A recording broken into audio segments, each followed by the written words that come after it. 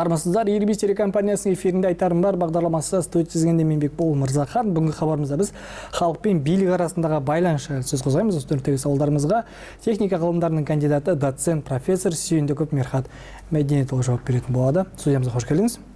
Қош көрдік. Ең бірінші сұрақ, жалпы халық үніне құлақ асатын мемлекет деген ұғымды енді жиі естіп жатамыз. Енді өзіңіз өңірдің зиялы қауым өкілі ретінде біздің студиямызға келіп отырсыз ғой. Жалпы осы ұғымды қалай қарапайым тілмен қалай түсіндіруге болады? Бұл енді бәріне белгілі демократияның бір үлгісі ғой. Демократия деген халық билігі.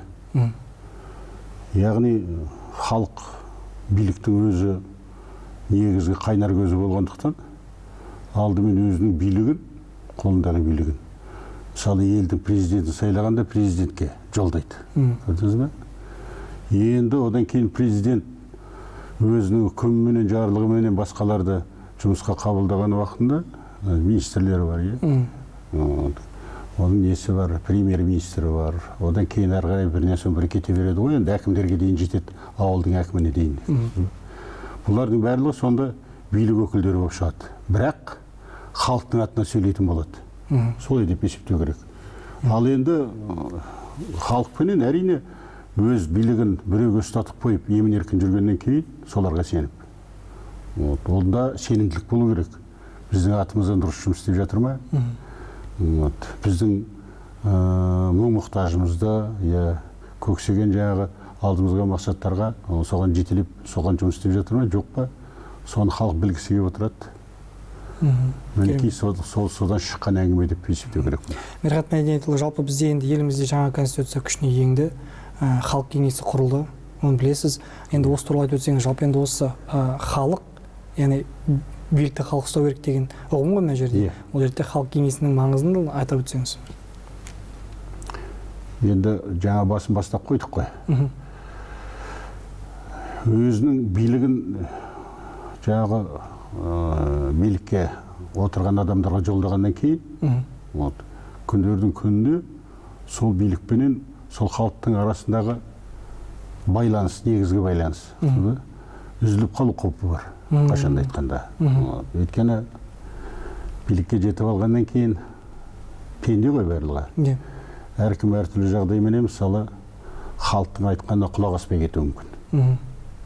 Оларға әрине есте салып отырады, халықтың өзі бұқаралық құралдар арқылы әйтеуір бір есебін тауып, сендер негізінде халықтың атынан сайланғансыңдар. Халықтың негізгі мұң мүддесін, соны мақсат қылып, соған жұмыс істеулерің керек деп сөйтіп отырады. Ал енді жаңағы халық кеңесі деп ойлап тапқаны, менің ойымша, сол күндердің күнде әбден құлақ үйреншікті болып кетіп, әркім өз орнында жұмыстар істеп жүріп, ұмытып кеткен бір халықпенен аралас құралас жұмыс істеу керек дегенді. Содан кетіп жатқан бір кемшіліктер көзге түсіп тұрады ғой, көрінеді ол. Енді әңгіменің көбісі дөкейді содан шығып кетеді көбінесе. Халық күндердің күнді ашуға басып, демократия бір жаққа қалып, бұл мемлекет өзі ұйымдасып, жақсы, бейбіт, тыныш өмір сүрудің орнына бір-бірлерімен күнде айғай-шу болып жататын болса, ондай әрине елде ешқандай береке бірлік болмайды. Соны енді тағыдағы жолшыбай халық кеңесі деген екі ортада тағы да бір енді ұйымдасқан не ғой енді шара. Сол арқылы алдыменен халықтан халық кеңесіне тағы да жолдау айтып, енді әр жағындағы билікке президенттің өзіне сол халық кеңесі арқылы жеткізу керек. Өйткені барлық айғайлап шулап кететін болса, ол жетпейді де қалады. Ол түсініксіз де болады. Соны қорытып жеткізе алатын адамдар керек. Жалпы енді азамат пен мемлекет арасындағы сенімді нығайтуда ең басты фактор қандай деп ойлайсыз? Азамат пен жалпы мемлекет пен халықтың арасындағы сенімді нығайтуда ең басты фактор сенімді нығайтуда. Сенім ғой енді. Иә, фактор деген қалай деп айтуға болады?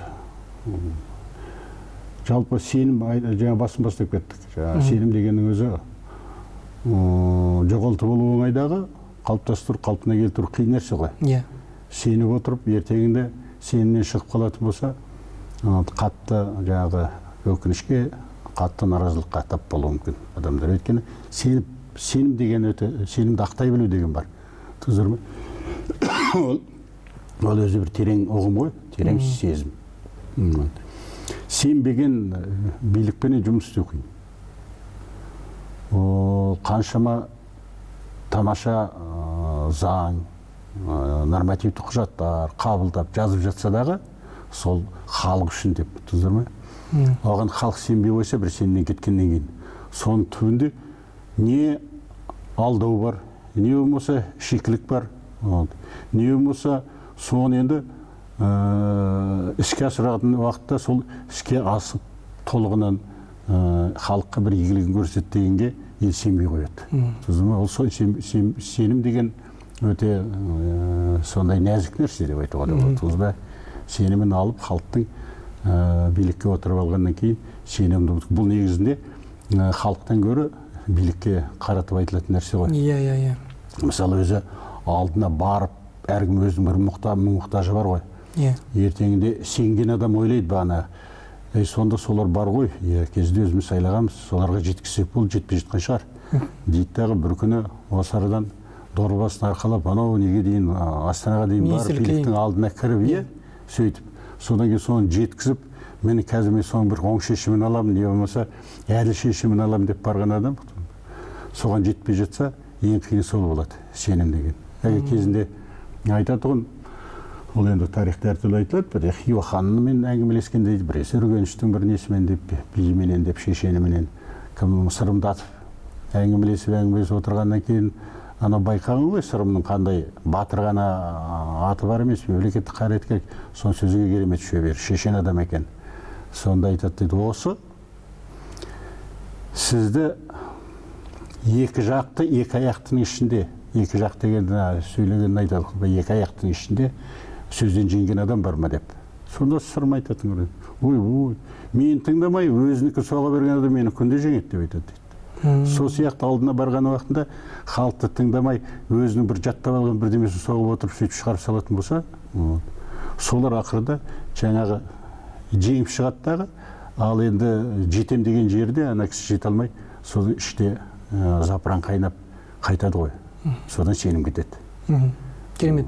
Жалпы менің түсінгенім, бұл бізде билік өкілдерінің халықтың мұң-мұқтажына барынша назар аударып, оның шешу жолдарын көмектесу керек. Яғни бұл осы арада сенім қалыптасады, дұрыс қой? Ол өзі баяғыдан айтылып келе жататын әңгіме болады ғой, айтатын әкім бол, халқыңа жақын бол деп. Соны таптамаша айтылған формула ғой. Соны ойланып, соны бойына сіңіріп, арасында да осыны өзіме ұстаным қылайыншы деп жұмыс істейтін адам болатын болса жақсы, болмаса оның өзі қиын шаруа болып кетеді. Енді келесі сұрақ, жалпы мемлекет халықтың пікірін шын мәнінде естіп отыр деп айта аламыз ба? Оны қалай бағалауға болады? Енді қалай бағалауға болады? Бағалау оп-оңай, ол қаншама мысалы қорданып қалған мәселелер, сол күйінде мысалы, айтайық 100 мәселе дейік. 100 мәселе көтерілді бар, соның қанша шешілді? Сол, соның әлгі қазіргі 100 балды. Біз енді ұстаздар ретінде 100 балдық неменен жүйеменен қоямыз ғой бағасын, сол сияқты 90-нан артығы жаңа қанағаттап жақсы шешіліп келетін болса, ол өте жақсы деген баға. Ал одан төмендей беретін болса, әрине біртіндеп ол соның бағасы солай деп келтіруге болады. Өйткені жеткеннен кейін ол жаңағы мәселені жеткізгеннен кейін ел ойлайды, соларға жетпей жатыр, жеткізіп берсек мүмкін шешіледі деп барған еді ғой. Тұздыр ма? Соған енді сонымен байланысты деп солай деп жаңағы бағалауға болады деп айтуға болады. Енді жалпы Мирхат Мейелұлы жеткізу туралы айтып жатырмыз, мына жерде қазір әлеуметтік желінің мына жерде айтсақ болады. Енді жалпы бұл халық пен билік арасында байланысты жақсартты ма, әлде керісінше қиындатты ма? Яғни осы әлеуметтік желі арқылы сіз өзіңіз айтқанда әркім өз мәселесін көтеріп бейне үндеу жолдап жатады ғой. Өзіңіздің ойыңызды айтып өтсеңіз. Әлеуметтік желілер бар, басқа да қазір енді құралдар көп қой. Байланыс құралдары. Оларға негізі өкпе арта беруге болмайды. Ол әлгі қайралып тұрған қылыш сияқылды. Не болмаса пышақ сияқылды. Қолдана білсең сол пайдалы, қолдана білсең оның өзің шауып түсіреді. Сол сияқты ғой. Соны дұрыс қолдана білген, соны білмеймін, оған үйрету керек пе, әлде оны үйретіп қажет жоқ, адамдар өздері үйрену керек пе, дұрыс қолдана білгеннен кейін ол құралдар дұрыс жеткізсе, әрине оның пайдасы көп. Бірақ бәрін тетігінде адам отырады. Түсіндіңіз ме? Әртүрлі пікір, неменемен, пиғылменен, әртүрлі жаңағы ниетпен оны тұрғандар бар ғой. Олар әрине әркім өзіне бұрып жіберуі мүмкін.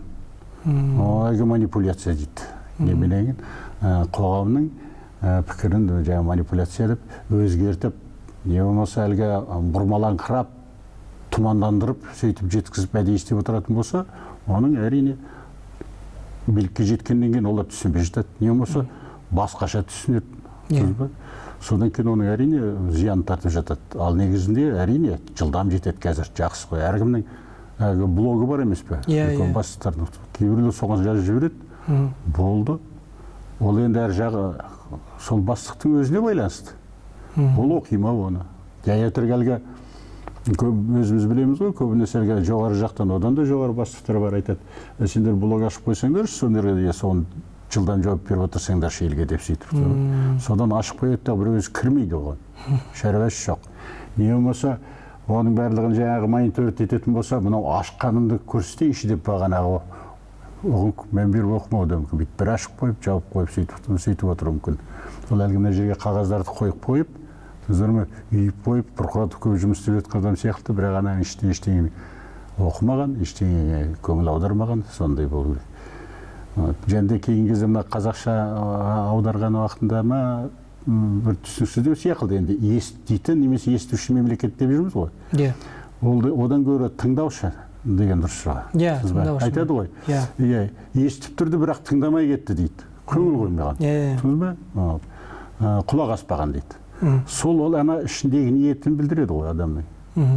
Әлгі болмай тұр ғой, мен ан жаққа баруым керек, мын жаққа баруым керек, әнемнің тойына баруым керек еді, болмады ғой деп, жарайды алдарына келіп отырып тыңдаған болып кетейінші деп өтірік тыңдамай кететін болса, жаңағы елдің алдына шығып, кездесу жасап, соның галочка деген болады, жұмыс осы атқарылды, мінекей елменен сөйлестім, сөйттім деп сөйтіп жіберетін болса, әр нәрсені білдіріп қоюға болады. Ал енді адамға байланысты, әркімнің мәдениетіне байланысты, саяси тәжірибесіне байланысты болады. Енді солай деп айтуға болады. Көкке топырақ шашқандай болмай, бірақ дегенмен де енді шынымен де көмек көрсетіп жүрген, яғни шынымен де құлақ ашып жүрген қалалар бар ғой бізде. Дұрыс, ол рас. Өйткені көп жерде бір неге түсіп алғаннан кейін, бір ырғаққа түсіп алғаннан кейін қайтпай қоятын халықтың бір мінезі бар. Мен бір ашуға міндім, енді бәріңді жапырып тұрып орып түсірем деп кететін, тоқтамай, бәрін жамандайды. Түгін қалдырмай. Түк. Өйткені билік дегенді, менің ойымша, мен әлің көшекті бәрі айтып жүреді. Мен айтам, бұл кеңестік заманнан қалған нәрсе сияқты. Өйткені біз біраз кеңестік заманда өзіміз сүргенбіз. Сол кездерде менің ойымша әлгі 30-шы жылдары репрессия болды, одан кейін қуғын сүргіннің талай бірінен соң бірін жалғаса берді ғой. Содан кейін әбден қорқып қалған халық айтатын, ас үйде жиналып алаттағы, есік терезеден жауап алып, соларды айтып отырған уақытында, сонда әңгіменің бәрін соларды айтатын болдыдағы. Әңгіменің барлығы тек билікке қарсы шығу, жамандап, түгін қалдырмай сөйтіп отырып, әдетке айналып кеткен. Одан кейін ол әдет болып кеткен сондай, бір неде компанияда отырып әңгіме соққан уақытында билікті бір орып түсірмесең, шалып түсірмесең, соларды сен өзі бір сенімсіздеу, біздің тобырдан емес сияқылды өзіндей жек көріп былай сөйтіп отыратын болған. Содан қалыптасқан мінез әліңге шек жалғасып келе жатқан сияқты. Міндетті түрде билікті дымын қалдырмай сыбағасын беріп шығу керек деген сияқты. Жоқ. Енді ақылы жететіндер қарау керек қой, істерге шаруа бар. Оны мына істеліпті деп, ағы мен қарасын. Мүмкін максимализм ғой сондай. Не бәрін әппақ көрсету керек, не қап-қара көрсету керек. Ол қарапайым халыққа кезінде келген сауат соңынан ашылды ғой, бір ғасыр болды. Оның алдында елдің көбісі сауатсыздығы болды. Соның сауатсыздығын пайдаланып емес, соған жаңағы икемдеп, бұған не қара деп айтсаң ғана түсінеді, не ақ деп қана айтсаң түсінеді. Ортасында басқа түсті бар екен, бағана сары бар, сарғылт бар, көкшіл бар, адамына деген сияқты, оны түсіне бермейді. басына сыймайды деген сияқты. Содан тым қарапайым әр нәрсені қарапайым схема түрінде беріп түсіндірген. Соны сөйтіп жеткізуге үйреніп қалғандықтан ба солай деп ойлаймын. Енді халық қазір не ғой оқыған, көз ашық, олар өздері көз ашық, олар ағы мынау екен, қарасы мынау екен, мына жерде жай сүрініпті, бірақ істеліпті деген сияқты. Соның барлығын саралап қараған дұрыс. Түк істелмей жатса, біз қайда жүрер едік? Менің ойым осылай. Керемет. Мерхат Мәдениетұлы, бұл ретте жастардың қоғамдық өмірге араласуымен, саяси өмірге араласуымен азаматтық белсенділігін қалай бағалайсыз? Қазіргі жастар бізде телефонға телмірген, түк білмейді деп айтып жатады. Телефон туралы көп әңгіме айтуға болады. Телефон қарап отырған жазғандарын көрсең көбісі ойлаймын, бұл қалай кітап бетін ашпаған, қалай жазылатынын көрмейді айтып. Қызық болды. Енді бәрімізде көп қой, телефон чат көп, анау туға туысқандардікі бар, достардікі бар деген сияқты. Солардың ішінде бір әңгіме шығып кеткен уақытында, сен жөндеп былай жеткізсе, сөйтесіз дегеннен өйтеді, мен әдейі голосовой жіберіп отырмын, дауыспенен дейді. Ұқтыңыз ба? Дейді дағы ашығын, мен біраз күліп алдық. Айтады, мен өз мектепте жөндеп оқымағым ғой, өздеріңіз білесіздер ғой, менің енді сауатым сондай, сондықтан мен жаза алмаймын, жазсам соның күлесіздер. Былай айтуға, енді ол сөз құралы қашанда үйреніп қалған кішкентайын. Солай жылдам айта салған жақсы көрінді. Сонда жаңағы құрал ретінде жақсартып пайдалану деген бағанағыда соның біреуі осында жатады. Ал енді сауаттылықты, сауатты түрде оны қолданып, әсіресе мына жастар оның ішіндегін енді мен ойлап отырмын. Не бұл бізге завал болады, бір зиян тиетін керемет мынау гаджет деген. Оның бастысы мынау көз көру қабілеттерімізді бәріміз соған жойып алдық. Мен өзі көбінесе ненің уақытына дейін, анау пандемияның уақытына дейін мына гаджетті қолыма ұстап отырмайтын едім. Кейбіреулер ренжитін. Сіз неге хабарласпай, қашан хабарласың керек? Сізге жаздық қой біз чатқа, мен оны жаза бермеймін, қарай бермеймін. Содан бардықтағы сөйтіп жүрген уақытында көнбей. Ана пандемияның уақытында өздеріңіз білесіздер, сабақтың барлығын әлгі зумменен, содан кейін WhatsApp арқылы сөйткен сонда отырдықтағы, содан шықпай қалдық, содан зиян тиіп жатыр. Ол зиянды жағы. Қазіргі жастардың барлығы сонымен қолында бесіктен бел шықпай жатып сөйтіп өсетін сияқты. Жәнді тапсырманы бергенде көбісін айтатын, сендер интернеттен қарап тауып аласың, мұндай деген бар, соның көңіл аударында сөйтіп келіңдер деп сондай тапсырмаларды береді. Жарайды, бар. Студенттерге айтам, кезінде біз бір жақсы кітапты тауып оқу үшін анау 300 шақырым жердегі ауылдан қалаға баратымыз. Соның қалаға барғаннан кейін жай дүкендерден бастап, ол кездерде букинист деген дүкендер болады, ескі кітаптар сатылатын. Сыртта отырып сатып отыратын, солардан іздеп сөйтіп білімді соңына солай қуалап жүрдік деймін. Ал қазір дедім, басып қылсам болды, Google деген нағашың бар деп қоям. Көмекке жетіп келеді дағы, жайып салады. Бірақ оны пайдалана білген дұрыс. Пайдалану, сонымен жұмыс істеу мәдениеті қалыптасу керек. Ал енді саясат жағына келетін болсақ, жастар әртүрлі келеді саясатқа. Алдыменен білімін алып, одан кейін саясатқа барса жақсы. Ал білім келмей тұрып саясатқа барса, білмеймін, жақсы нәрсе бола ма соңы білмеймін. Өйткені саясатта сен жай жүрмейсің, сен өзіңнің бір пікіріңді қалыптастыруың керек. Бір жағдайға, құбылысқа, қоғамдағы. Ал сен білім жетпей жататын болып, өзің мен мінеке осылай деп шештім, болмайды ғой деп. Өмірден айтайын, мен бір досым болады, оны күліп аламыз бетінері.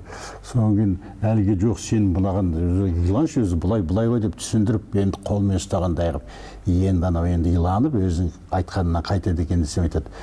Жоқ, болмайды деп. Не болмайды, енді дәлелдеп отырмыз оған соң айтады. Жоқ, мен айтып қойдым ғой, болмайды деп, сондықтан болмайды дейді болды. Айтып қойғандығымнан енді қайтпаймын деген сияқты. Енді бір жағынан күлкілі жағдай сияқты, екінші жағынан жаңағы жақсы мысал сияқты. Бір айтып алғаннан кейін ол қайтпай қойып мүмкін. Ол қалай етті, оған қалай жетті өзі басыменен. Білімі жоқ адам. Білімдіге жарасады ғой барлығы. Мерхат Мәдениетұлы, бізге берген уақыт өз мәресіне жетіп қалыпты. Біздің студиямызға арнайы келіп қойған сауалдарға жауап бергеніңізге алғысымызды білдіреміз. Әлбетте бұл енді бұл тақырып ауқымды тақырып. Өзіңіз де айтып өткендей, айта берсек әлбетте уақыт жетпей қалады. Сондықтан енді алдағы уақытта да біздің студиямызға келіп, дәл осы тақырып емес, енді осы төңіректегі тақырыптарға тағы да бір мәрте жауап бересіз деген ойдамыз. Сізге алғысымызды білдіреміз. Рахмет, сау болып тұрыңыздар. Қымбатты телекөрермендер, айтарым бар бағдарламасы осымен тәмам. Әр сейсенбі мен бейсенбі аралығында кешкі 19:40-та өзекті тақырыптар бірге талқылайық. Айтарларыңыз бар болса хабарласыңыздар. Нөміріміз 55 76 40. Амандықта жүздескенше.